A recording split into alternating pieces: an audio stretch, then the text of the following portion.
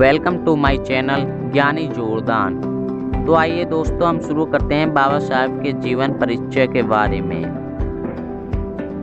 दोस्तों, बाबा साहब का जन्म 14 अप्रैल 1891 में हुआ था। इनके पिता का नाम श्री रामजी मालोजी सकपाल था और इनकी माता का नाम भीमाबाई था। दोस्तों, इनका जन्म स्थान मध्य प्रदेश का महू नगर था। यह जाति में महार जाति के थे। इस जाति को पहले अछूत समझा जाता था तथा उन्हें प्रताड़ित किया जाता था। दोस्तों, बाबा साहब को बचपन से ही इस भेदभाव का शिकार होना पड़ा। इस भेदभाव ने उनके मन को झकझोर दिया। बाबा साहब तभी से ही इस भेदभाव को दूर करने का प्रयास करने लगे।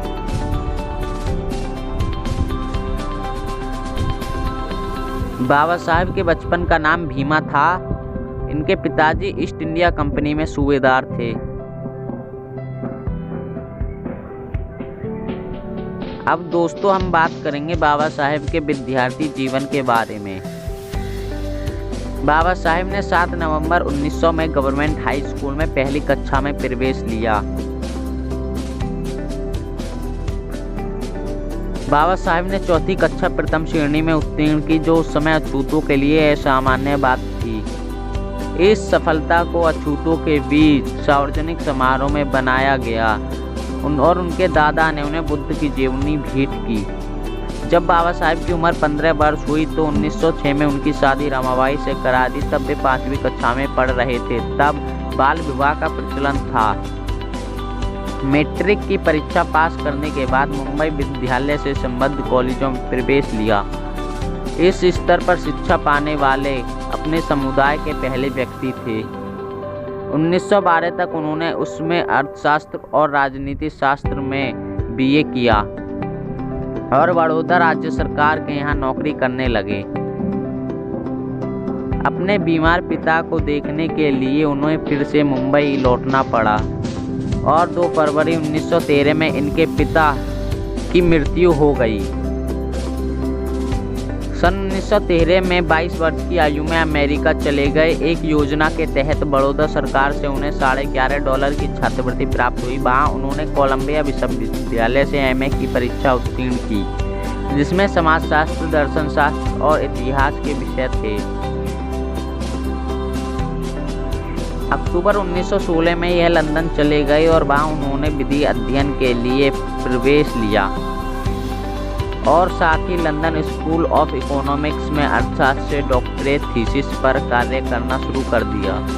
जून 1917 में उन्हें अपना अध्ययन अस्थायी रूप से छोड़ना पड़ा, क्योंकि बड़ौदा सरकार द्वारा दी जाने वाली छात्रवृत्ति बंद हो गई थी। प्रथम विश्व युद्ध का काल था। 4 साल के भीतर थीसिस के लिए अनुमति मिली। अपने एक अंग्रेज जानकार, मुंबई के पूर्व राज्यपाल Lord Sydenham college of economics में अर्थव्यवस्था के पद पर नौकरी मिली।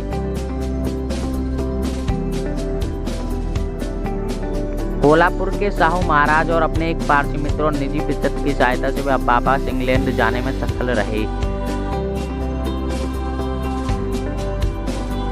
1921 में उन्होंने एमएससी प्राप्त की। 1922 में उन्होंने Gray's inn the barrister at laws की डिग्री प्राप्त की। वहां उन्होंने बैरिस्टर के रूप में प्रवेश मिल गया।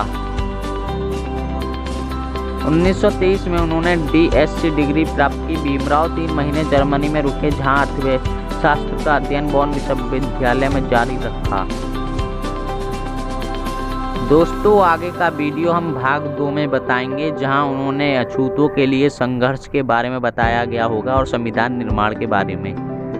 तो दोस्तों, वीडियो अच्छी लगी हो तो इसे लाइक, शेयर और सब्सक्राइब जरूर करिएगा और बेल आइकन जरूर बजाइएगा।